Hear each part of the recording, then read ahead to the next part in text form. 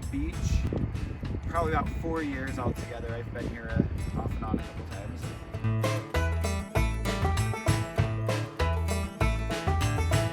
So I've actually driven pretty much every kind of school bus and motor coach out there. When I first started driving, I was in a 1976 Crown, and then now I'm in this logo.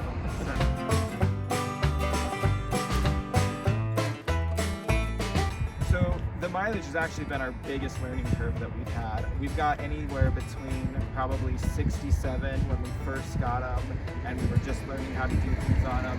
And then lately, I'm able to do the 80 or 85 on my route and then get back at about 30% left.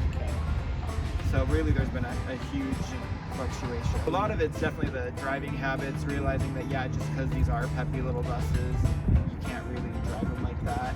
And also using like the heaters and air conditioners tend to have an effect on it. Sure. But really like noticing, okay, I need to take a surface street rather than the freeway, or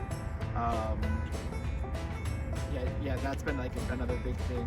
Or okay, maybe I don't need to put my air conditioner on max right now. Right. And then using that charging alternator feature like as it almost like it's a jake brake almost, like when you're coming down off the freeway on ramps or coming up to stops. Those have been really helpful.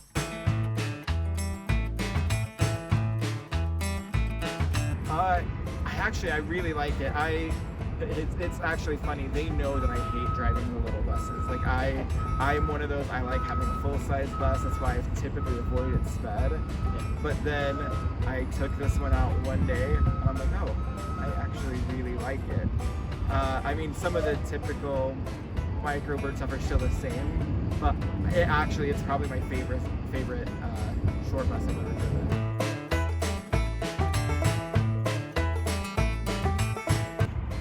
So I've actually noticed a huge difference with the noise levels. So I have one of the behavior units for the district, and the very first day I had it, the kids were like, David, this thing's so quiet.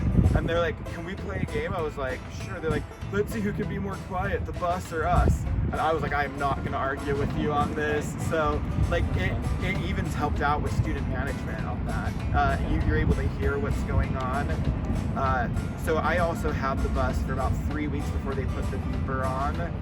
And so that's been a learning curve also for us because it's so loud that we're like, wait, what's going on? Right. So we're trying to figure that out also right now.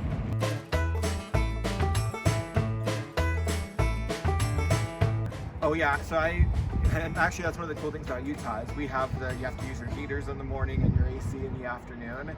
So yeah, I really have been cranking it up in the afternoons.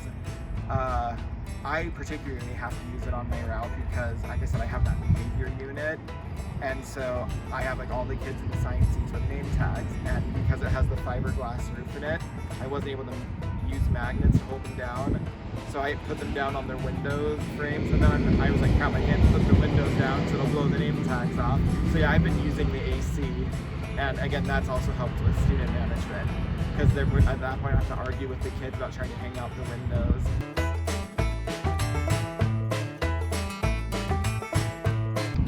Not really. I think the biggest one has just been the noise and the actually being able to use it as a student management tool also.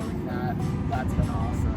The kids would joke around that they could hear me coming a mile away, and now with this, it's made it a little bit more useful in the mornings for the communities.